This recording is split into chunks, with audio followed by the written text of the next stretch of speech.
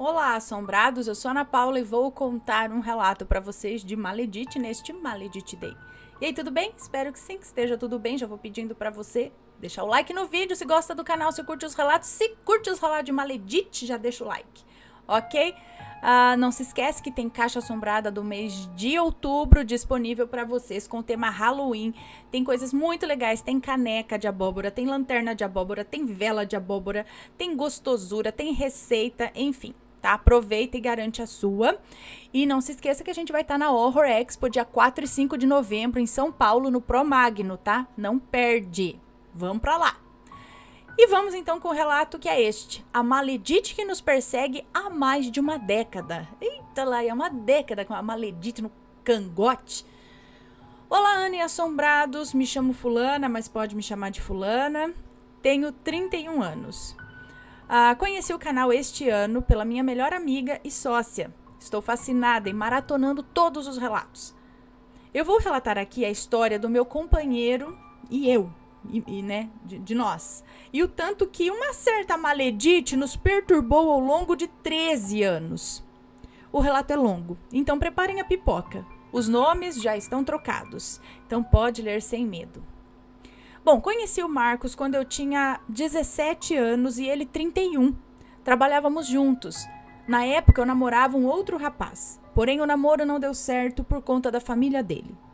Já o Marcos era solteiro e bastante cobiçado por ser de uma família bem influente e também bastante disfuncional. Mas essa é uma história que não tenho permissão para contar. No trabalho criamos uma relação de amizade. Ele me aconselhava sobre o meu relacionamento, me incentivava a crescer, a voar, como ele dizia. Me contava sobre a vida dele, como ele tinha uma ex-namorada tóxica que não desistia de manter contato com ele e que vou chamar aqui de Maledite. Acabei terminando o meu relacionamento e ficando solteira. Então nós, Marcos e eu, saímos com um grupo de amigos para nos divertir. Tentei até arrumar uma namorada para ele, mas não deu certo, pois o destino queria mesmo era nos unir. A amizade virou admiração, a admiração virou paixão, e daí para frente começamos a namorar. A essa altura eu já estava com 18 anos, quase 19, já tinha iniciado a faculdade e sempre fui muito apoiada pelo Marcos. Nos primeiros meses de namoro fomos bem discretos, e somos até hoje. Aos poucos, as pessoas iam tomando conhecimento do nosso namoro. Ele já conhecia minha família, frequentava minha casa e então eu conhecia a família dele, que me recebeu com certas reservas e desconfianças. Um dia fomos a um barzinho e lá encontramos alguns amigos da Maledite, que me cumprimentaram e foram bem simpáticos e também me encheram de perguntas de como havíamos nos conhecido, há quanto tempo estávamos juntos, etc., que eu inocentemente respondi. No outro dia fomos a um churrasco na casa de uns amigos e lá ele recebeu uma ligação de um número privado. Era a Maledite, que aos gritos dizia para que ele... que ele havia enlouquecido, que eu tinha idade para ser filha deles e como ele podia estar fazendo isso se estavam apenas dando um tempo. Nossos amigos simplesmente silenciaram toda e qualquer conversa para ver o que ocorria ali. Ele, muito constrangido, tentando ser educado e paciente, disse que ela estava enganada, que não existe tempo de 3 anos e que ele só queria ser amigo dela. Em completa loucura, ela disse que ia fazer de conta que isso não aconteceu, se eles voltassem e se casassem em regime de comunhão universal de bens. Guardem esse detalhe. Ele então respondeu que não queria nada com ela, que podiam ser apenas amigos. Indignada, ela disse que então ele iria conhecer quem ela era e desligou. Passados uns 4 meses, ele recebeu uma citação de um oficial de justiça. Ela havia movido uma ação contra ele. Ela havia simplesmente enlouquecido. Na ação, disse que eles estavam juntos e que ele havia colocado ela para fora de casa por minha causa. Pedia metade do patrimônio, pensão e indenização por danos morais pela traição. tudo baseado em mentiras dignas de novela de baixo custo. O que ela dizia na ação era absolutamente impossível, pois antes mesmo de namorarmos, eu já frequentava a casa dele em jantares e festas e nunca vi nenhum sinal de mulher na casa. Típica casa de solteiro, sabe? Houve até uma festa na casa dele que durou o final de semana todo. A partir daí, tudo virou de cabeça para baixo. Ele ficou doente, pegou uma infecção gravíssima, passou por cirurgia e ficou hospitalizado por 1 mês, e eu sempre do lado dele. Quando retornou para casa, pediu que eu ficasse com ele para ajudar na recuperação, e até hoje não voltei para casa dos meus pais. Ele ficou bastante debilitado após a internação. Ficou sem trabalhar por 2 anos e com isso veio a depressão. Tudo de ruim acontecia conosco. Se havia uma chance de algo dar errado, sempre dava errado. Enquanto isso, a Maledite mandava indiretas pelo nickname do falecido MSN, redes sociais e por aí vai. Tudo na tentativa de nos atingir e desestabilizar. Ela era a verdadeira stalker das nossas vidas. Passava trotes pro telefone dele de madrugada, pro telefone fixo. Era um verdadeiro inferno. Ficamos mais reclusos, tentando não deixar o processo e ela nos afetar. Mas eram tantas injustiças que aconteciam no processo que acabavam tirando a nossa paz. Quando terminaram o namoro, anos atrás, ela passou a guardar recortes de jornal sobre a carreira dele e da família dele. Ela tinha pego certidões dos bens dele e após os 3 anos, quando ela entrou com a ação, os juízes simplesmente não se davam conta que foi uma ação construída. Lembram quando ele disse que ela queria casar com o regime de comunhão universal de bens? Pois bem, acredito que era justamente para que ela tivesse parte no patrimônio dele, ao qual ela não tinha direito, pois não estavam juntos quando foi adquirido. Acho que ela não queria reatar o namoro por amor, sabe? Mas sim por interesse financeiro.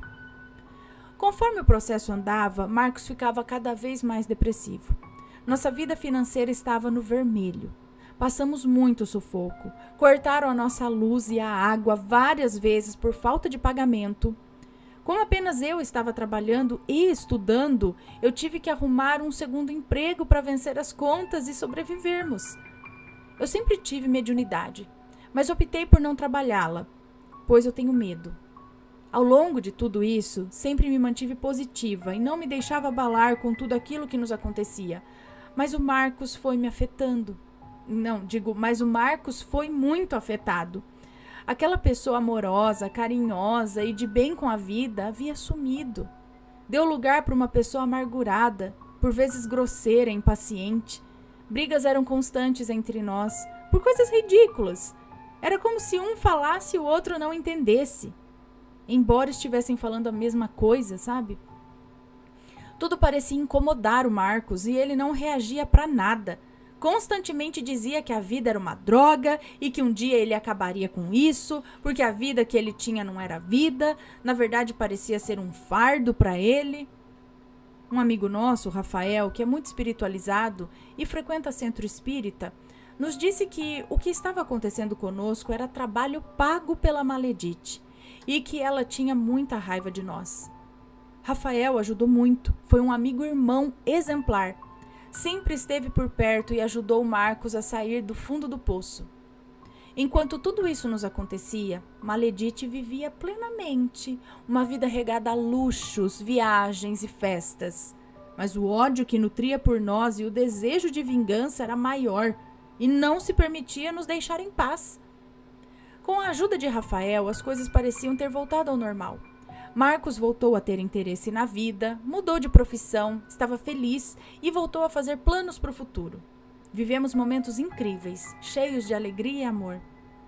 Então o nosso cachorro, Bartolomeu, começou a adoecer do nada. O coitadinho vivia doente, apático, mas sempre cuidamos dele com muito amor e carinho. Rafael nos disse que o nosso cachorro absorvia as energias ruins que eram direcionadas a nós, e isso se manifestava através das doenças. Eu estava terminando a faculdade, havia sido aprovada no exame da ordem antes mesmo de me formar e estávamos muito felizes. Então, um dia de manhã, a caminho da faculdade, eu fui atropelada. Sim, Ana, eu fui atropelada. Na ocasião, eu não fui socorrida pela pessoa que me atropelou. Eu levantei atordoada, procurei o meu tênis, o meu notebook e estava simplesmente em pânico, porque o meu TCC estava na memória e não na nuvem. Gente, usem a nuvem, façam tudo na nuvem. Decidi ir para a aula. Chegando na faculdade, eu já não aguentava mais de dor e uma amiga me levou para o hospital. Resultado, eu fiquei 7 meses de muleta e com muitas sessões de fisioterapia. Mas isso não me impediu de concluir o meu TCC e me formar, conforme eu já havia planejado. Apesar de estarem acontecendo coisas boas para nós, eu comecei a ficar deprimida. Eu adoecia por nada, passava muito mal, vomitava por dias a fio, sem nenhuma explicação médica. Marcos também começou a adoecer. Passou a ter fortes dores nos pés e na coluna, a ponto de chorar de dor. E começar também a se deprimir novamente. Um dia, minha mãe dormiu aqui em casa. E na manhã seguinte me contou que sonhou com 2 passarinhos embaixo do nosso sofá. Um deles estava com as asas amarradas com os meus cabelos e o outro estava com as asas e os pés amarrados, também com os meus cabelos. Ela me disse que eu tinha que procurar uma ajuda espiritual, que algo estava errado. Intuição de mãe não falha, né? Comentei sobre isso com um amigo que é da Umbanda e ele me levou para conhecer um médium. Na consulta, o médium disse que uma mulher estava trabalhando contra nós e me relatou sobre os trabalhos que ela havia pago para nos atingir. O mais antigo, que vinha sendo renovado há anos, sempre no dia de finados, era para nos separar. Disse que era representado por 2 bonecos amarrados de costas um para o outro, separados por uma tesoura. Para mim, havia trabalhos de fechamento de caminhos, trabalhos para que eu não fosse feliz e que me levassem à ruína financeira. Já para o Marcos, a maldade era um pouco maior. Havia trabalhos para que ele adoecesse e sofresse dor física, para fechamento de caminhos e ruína financeira. Mas o pior deles era para mexer com a cabeça dele, para que enlouquecesse e acabasse acabando com a própria vida. O médium disse que esse era representado por um boneco amarrado com os pés e cabeça cortados. Ele disse que ia desmanchar os trabalhos, mas que não faria nada para ela, pois as próprias entidades iriam cobrá-la, que a lei do retorno não falharia, que eu poderia aguardar e eu veria a justiça sendo feita. Durante um tempo, tudo foi amenizando, mas as coisas eram cíclicas. Uma maré boa, uma não tão boa, uma péssima, e assim por diante. Marcos curou-se da dor nos pés, que era uma inflamação nas membranas, mas descobrimos que ele estava com câncer. Fez tratamento e superou, e ainda faz o controle. Recentemente descobriu uma grave calcificação na coluna e passou a tratar, mas já sabemos que não tem o que fazer sobre isso, apenas conviver com a dor. Durante a pandemia, o processo acabou. A Maledite teve um bom ganho financeiro com isso. Não do jeito que ela gostaria, mas teve.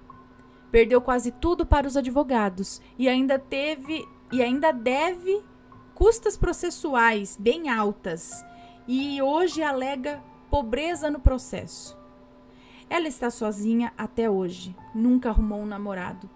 Soubemos que ela descobriu ter uma doença incurável e agora precisará tomar remédios para o resto da vida para sobreviver.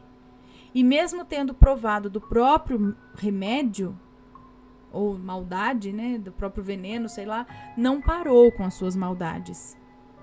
Sempre sofri com dores de cabeça, mas esse ano as crises foram além do normal. Eu tive dores alucinantes que não passavam com nenhum remédio, nem mesmo com morfina. A causa? Sem causa!